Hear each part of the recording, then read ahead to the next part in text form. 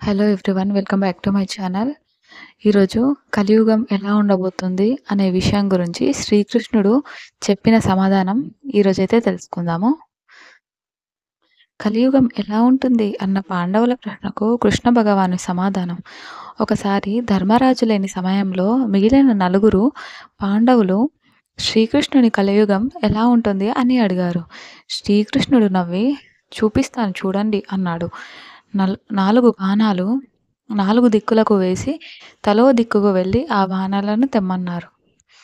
నలుగురు పాండవులు తలో దిక్కుకు ఆ బాణాలను వెతుక్కుంటూ వెళ్ళారు. అర్జునుడికి బాణం దొరికింది. ఇంతలోనే ఒక మధురగానం వినిపించి అటు తిరిగాడు. ఒక కోయిల మధురంగా పాడుతూ బ్రతికి ఉన్న ఒక కుందేలును పొడుచుకు తింటోంది. అర్జునుడు నివ్వెరపోయాడు. తిరిగి కృష్ణుడి దగ్గరకు బయలుదేరాడు. భీముడికి బాణం దొరికిన చోట నిండుగా నీళ్లున్న 4 బావుల మధ్య ఒక ఎండిపోయిన బావి కనిపించింది. ఆశ్చర్యపోయాడు. కృష్ణుడి దగ్గరికి బయలుదేరాడు. నకులుడికి బాణం దొరికిన చోటు నుండి ఒక ఆవు అప్పుడే పుట్టిన తన లేగదూడను గాయాలయ్యేంత విపరీతంగా నాకుతోంది. చుట్టూ ఉన్న జనం అతి కష్టం మీద ఆవును దూడను విడదీశారు. నకులుడికి ఆశ్చర్యమేసింది. వెనుతిరిగాడు. ఇక సహదేవుడికి బాణం దొరికిన చోట ఒక పర్వతంపై నుండి ఒక పెద్ద గుండు దొర్లుతూ దారిలో ఉన్న చెట్టును పడవేస్తూ వచ్చి ఒక చిన్న మొక్క దగ్గర ఆగింది. సహదేవుడికి అర్థం కాలేదు. నలుగురు కలిసి శ్రీకృష్ణుని తమ సందేహాలు అడిగారు. ఆయన చెప్పనారంభించారు. కలియుగంలో గొప్ప జ్ఞానులైన వారు కూడా కుందేలును కోయిల పొడుచుకు తిన్నట్టు రీతిగా భక్తులను పొడుచుకుని తింటారు. కలియుగంలో అత్యంత ధనికులు కూడా పేదలకు పైసా సాయం చేయరు. కలియుగంలో ఎలాగైతే ఆవు దూడకు గాయాలయ్యేంతగా నాకిందో తల్లిదండ్రులు తమ పిల్లలను గారం చేసి వాళ్ళ జీవితాన్ని నాశనం చేస్తారు. కలియుగంలో జనులను మంచి నడవడి కోల్పోయి కొండ మీద నుండి గుండును దొల్లినట్టుగా పతనం అవుతారు.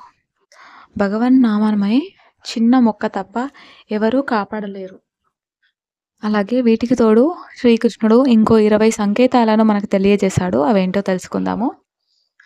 రోగం లేని మనిషి ఉండడు. అయితే శరీరం రోగం లేదంటే మానసిక రోగం ఏదో ఒకటి ఉంటుంది. 2 తినే ఆహారం రుచి తగ్గిపోతుంది. కల్తీ ఆహారం, ప్లాస్టిక్, మిక్స్ చేసిన ఆహారం ఇవన్నీ ఈ కోవకే చెందుతాయి. 3 అపరాధం చేసిన వారిని శిక్షించకుండా క్షమించేస్తారు. ఘోరమైన తప్పుదారు చేసిన వారు కూడా ప్రజల మధ్య స్వచ్ఛమానుల్లా తిరుగుతుంటారు. 4 బ్రాహ్మణులు పోషణ లేక మెచ్చుళ్లను సేవిస్తారు. వేద విద్యలను వదిలేసి ఉద్యోగాలు, వ్యాపారాలు చేస్తున్న వారంతా ఈ కోవకే చెందుతారు. 5 సత్యం, ధర్మం అనే మాటే వినిపించదు. స్త్రీలను, చిన్నారులను, గోవులను దారుణంగా హింసిస్తారు. అత్యాచారాలు, అఘాయిత్యాలు, గోవధ ఇవన్నీ తరచూ చూస్తూనే ఉన్నాము. 6 వివాహానికి కుటుంబాలతో పెద్దలతో సంబంధం లేకుండా తమ నిర్ణయమే అంకితం అన్నట్టు స్త్రీ పురుషులు వ్యవహరిస్తారు. 7 కన్నవారిని రోడ్డుపాలు చేసి కళ్ళ ముందే వారు కష్టపడుతున్న కిమ్మనకుండా సంతోషంగా జీవిస్తారు పిల్లలు. 8 కుటుంబ వ్యవస్థ చిన్నాభిన్నమైపోతుంది. ఒకే ఒక జీవితం అంటూ మత్తు శారీరక సుఖాలపై ఆసక్తి పెంచుకుంటారు. 9 కంటికి కనిపించినదే ప్రామాణికం అంటారు. కనిపించని దేవుడి గురించి వితండవాదన చేస్తారు. సైన్స్ ఎన్ని విషయాలు కనిపెట్టినా అది కేవలం 1 వంతు మాత్రమే. మిగిలిన 3వ వంతులు శక్తి భగవంతుడే అని గుర్తించలేరు. 10 తినకూడని పదార్థాలు తింటారు. చూడకూడని విషయాలపై కళ్ళు ఆకర్షితమవుతాయి. వినకూడని విషయాలపై వ్యామోహం పెరుగుతుంది. కోరికలు పెరిగి వ్యాధుల బారిన పడతారు. 11 గురువులకు తలంచి నమస్కరించే విద్యార్థులు కనిపించరు. పైగా విద్యార్థులను చూసి గురువులే భయపడే పరిస్థితులు ఏర్పడతాయి. 12 పదవి కోసం, డబ్బు కోసం మూర్ఖులను, భగవంతుడిని నమ్మిన వారిని ప్రజలు బలపరుస్తారు. 13 దొంగలే పాలకులుగా మారతారు. తమ స్వార్థం కోసం ఉపద్రవాలు సృష్టించి ప్రజల్ని క్షోభపెడతారు. 14 పాలకులే ప్రజాభక్షకులుగా మారతారు. అనవసర వస్తువులపై పన్నులు విధించి ప్రజల్ని పీడిస్తారు.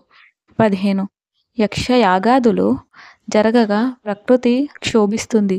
చెట్టు బలహీనమవుతాయి. జలాశయాలు ఎండిపోతాయి. 16 సన్యాసులకు స్త్రీలపై వ్యామోహం పెరుగుతుంది. వితంతులతో కలిసి సంతానం పొందుతారు. 17 గంగమ్మను గౌరవించరు. తులసిని అవమానపరుస్తారు. అందుకే ఆకలి దప్పులు పెరుగుతాయి. 18 బ్రాహ్మణులు దైవారాధన వదిలిపెట్టేస్తారు. సంధ్యావందనం చేయాల్సింది పోయి మద్య మాంసాలు విక్రయిస్తారు. 19 రాక్షసులకు శరీరం ఉండదు. ప్రతి మనిషిలోనూ గుణాల రూపంలో రాక్షసులు ఉంటారు. జనాలు కిరాతకుల్లా ప్రవర్తిస్తారు. 20 ఈ జీవితం ఎందుకులే అని భారంగా అనిపిస్తుంది. ఈ 20 లక్షణాలు కలియుగం మొదటి పాదం పూర్తయ్యేసరికి మరింత ముదురుతాయి అని కృష్ణ పరమాత్ముడు చెప్పాడు. కలియుగం రెండో పాదంలో అసలు భగవంతుని నామస్మరణే వినిపించదు. కలియుగం మూడో పాదంలో దేవుడున్నాడు అనే విషయమే గుర్తుకురాదు. ఇప్పుడు 10 ఏళ్ళు 11 ఏళ్లకే రజస్వల అవుతున్న ఆడపిల్లలు కలియుగం మూడో పాదంలో 7 ఏళ్లకే పిల్లల్ని కంటారు. మరుగుజ్జులుగా జన్మించే ఈ సంతానం కేవలం 20 ఏళ్ళు మాత్రమే బతుకుతారు. వానలు లేక పంటలు పండక మాంసం తిని బతుకుతారు. కలియుగం 4వ పాదం అరాచకానికి అంతులుండదు. ఒక మనిషిని తింటే కానీ మరో మనిషి బతకలేని దుస్థితికి చేరుకుంటారు. ఆఖరి 100 ఏళ్లలో కరువు విలయతాండవం చేస్తుంది. అప్పుడు వస్తాడు కల్కి. అసలు కల్కి అంటే ఎవరు? శ్రీ మహావిష్ణువు అవతారాల్లో 10వది అయిన కల్కి రాగా గురించి శ్రీ భాగవత పురాణం కల్కి పురాణంలో స్పష్టంగా పేర్కొన్నారు. కలియుగం అంతమైన సత్యయుగం ప్రారంభమయ్యే సంధికాలంలో కల్కి భగవానుడు శంబల అనే గ్రామంలో విష్ణు యశస్సు అనే బ్రాహ్మణుడి ఇంట్లో జన్మిస్తాడు. చేతిలో ఖడ్గం తెల్లటి గుర్రంపై స్వారీ చేస్తూ ధర్మ సంస్థాపన చేస్తాడు. కలికి అంటే దోషాన్ని పోగొట్టేదని అర్థం. దోషాలను హరించే అవతారం కనుకే కల్కి అయ్యాడు.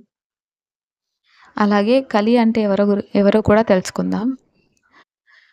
క్రుద్ధుడు అనే యువకుడు హింస అనే తన చెల్లెల్ని పెళ్లి చేసుకుంటాడు. వారికి కలిగిన సంతానమే కలి. అంటే కలి పుట్టికే వేద విరుద్ధం. ఇక కలి పాలించే యుగం ఎలా ఉంటుందో ప్రత్యేకంగా చెప్పుకోవాల్సిన అవసరం లేదు. ధర్మమా అంటే ఏంటి అనేంత అధర్మంగా ప్రజలు జీవిస్తారు. ఏ కర్మలు పాటించకూడదని పరమేశ్వరుడు చెప్పాడో వాటినే ఆచరిస్తారు. అంతా కలి ప్రభావం అని అందుకే అంటారు. యుగాలు 4. అది మొదటిది సత్యయుగం. ఈ యుగంలో ధర్మం 4 పాదాలపై నడిచింది. భగవంతుడే భూమిని పాలించాడు. అందుకే ఎలాంటి బాధలు కష్టాలు లేకుండా ప్రజలంతా ధర్మపరులై సంతోషంగా జీవించారు. త్రేతాయుగం శ్రీ మహావిష్ణువు శ్రీరాముడిగా అవతరించిన ఈ యుగంలో ధర్మం 3 పాదాలపై నడిచింది. స్త్రీ వ్యామోహం రాక్షస ప్రవృత్తి కారణంగా ఈ యుగంలో ధర్మంలో ఓ భాగం దెబ్బతింది. ద్వాపర యుగం శ్రీ విష్ణువు శ్రీకృష్ణుడిగా అవతరించిన ఈ యుగంలో చెడు విద్యలు దుర్మార్గాలు స్త్రీలపై అఘాయిత్యాలు పెరిగి ధర్మంలో 2 పాదాలు దెబ్బతిని 2 పాదాలపైనే నడిచింది. అలాగే కలియుగం శ్రీకృష్ణుడు అవతారం చాలించిన మరుక్షణం కలియుగం ప్రారంభమైంది. ఈ యుగం కాలపరిమితి 4,32,000 సంవత్సరాలు. ఇప్పటికే 5,000 ఏళ్ళు గడిచిపోయాయి. ఈ కలియుగంలో ధర్మం ఒకటే పాదం మీద ఉంది. అందుకే కలియుగంలో అంతా అధర్మమే, అంతా అన్యాయమే. మంచి వాళ్లకు చెడు ఎదురవుతూ ఉంటుంది. అసలు భగవంతుడిని తలుచుకునేవారు కనిపించరు. సంసారంలో భార్యాభర్తలు ధనధాన్యాలు లాంటివన్నీ సులభంగా సమకూరుతాయి.